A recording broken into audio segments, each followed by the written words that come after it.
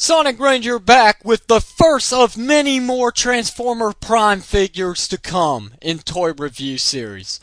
So, today we are taking a look at the first Transformers Prime figure I was able to obtain thanks to eBay. Got it for a pretty good price, and I'm not going beyond that.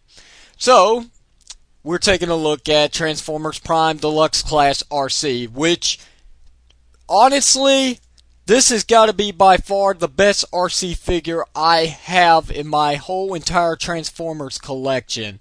From the front, the back, to the sides, top and bottom, this motorcycle is just so freaking cool. Especially with these dual-bladed weapons on the side that you can take off. They're just simply held on by some tight pegs. And here they are, and I'll just get those out of the way at the moment. Bring down the kickstand, and there we go. There's Arcee without her dual-bladed weapons in her actual show-accurate motorcycle mode. It's just so accurate. I really have no complaints about it. And the metallic blue that they used, Hasbro has truly outdone themselves with this figure. It's about the same scale as Energon Arcee, even though I don't have Energon Arcee.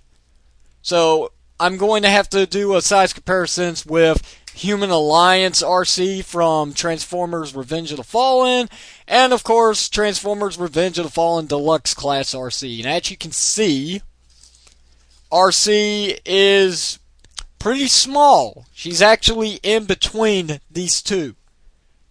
Which, you know, it's okay. I kind of prefer it this way because it actually looks pretty good next to a Human Alliance figure. So, she's in between. When it comes to deluxe figures, they've scaled them down to save money and costs and production reasons because of the economy. We all understand that now, and we're just going to have to get used to it. What a deluxe scaled motorcycle should look like is, you know, it's small nowadays, so it's okay. And I prefer it this way because it actually matches up better with Human Alliance Bumblebee as an example, even though I don't have him with me at the moment. But you will be surprised with how small this motorcycle is. Look at my hand. That is small, very small. But the main difference is taking it from vehicle mode to robot mode, where it gets really, really big. I mean it. So, we're just going to take a look at the motorcycle for a second before we move on. It rolls very nicely on solid ground, carpet, or anything like that. Right now, I've got it on some wood. It works nicely. Doesn't seem to be any friction whatsoever to the wheels. Very nicely painted. I like the way this figure turned out. I am very pleased that Hasbro has gone with a different colored Arcee figure rather than being pink. They have decided to make her blue. I think Arcee looks better in blue. Don't get me wrong. Pink's a very pretty color, but I'm just not into a pink color. It's just whatever. Anyway, I like the transparent windshield right here. The handlebars look nice. The control panels look nice. The hubcap looks good. All of it looks great. Just so great. So phenomenal. Kind of makes me wonder what it would look like compared to the PVC figures of Jack, Raph, and Miko. Miko? I think I said that right. But enough about that. One more look at the whole entire motorcycle mode, which is very nice, very lovely, might I add. The only robot notice any kibble is actually down here with the knees, of course, as you can see. These blades, I guess you could say, to her kneecaps are, they're showing. But other than that, I mean, nothing else in the robot mode is actually present. You really can't see it with the way this is actually engineered. It is amazing. I love it. And hopefully I don't go beyond 5 minutes with talking about the motorcycle mode. So we're going to go ahead and fast forward this into robot mode. Alrighty, here she is. Transformers Prime Arcee in her robot mode. And she is definitely bigger. she has gotten a lot taller from her vehicle mode. And for some quick size comparisons with, I guess you could say, a few counterparts to Arcee, here is Transformers the movie Arcee, not the 1980s movie. And for another size comparisons, here is Black Arachnia from the Transformers Universe line. And for one more size comparisons with a male robot, if you want to say that. One that's grown on me. Still despicable, but still, in a way, it's grown on me. Dark of the Moon Voyager Ironhide. So, I mean, you can tell that the deluxe figures are pretty small due to today's, economy thing and all that kind of stuff I've already talked about. But it's not that bad. And compared to Transformers Prime Bumblebee, it's actually pretty good.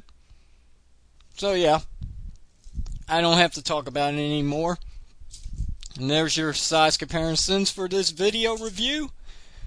And yeah, you've also noticed by now that her weapons can be stored on her legs.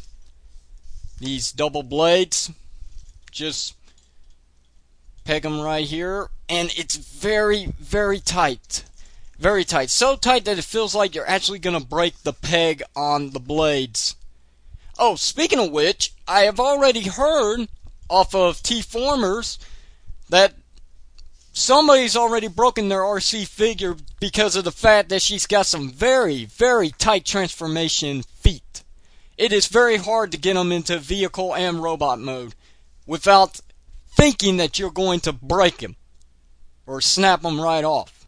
So, I'm sorry to hear that to whoever that was. I don't remember your name, but I just want to let you know that, I'm sorry you're the first. So, I'm pretty sure there'll be more down the road.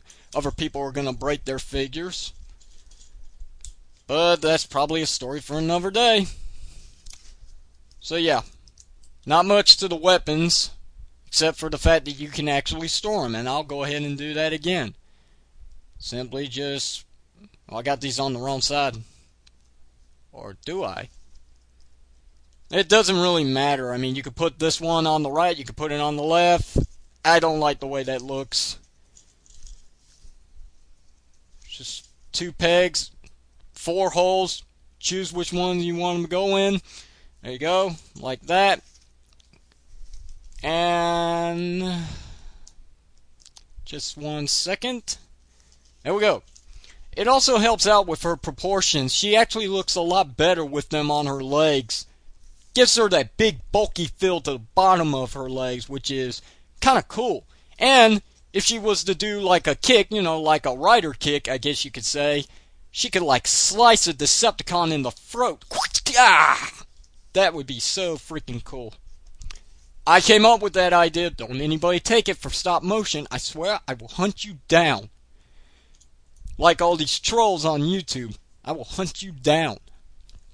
Anyway, she's got very nice light piping. I don't think I've got anything that I can actually show it off. Hopefully the camera's picking it up.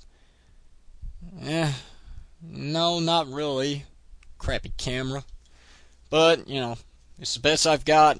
I'll have to do with it. So, whatever. She stands pretty nice. Even though she's got high heels, she's also got extra heels due to these right here. The wheels to her bike or motorcycle mode works out as a second heel. So she's not going anywhere. Look, you can tap her.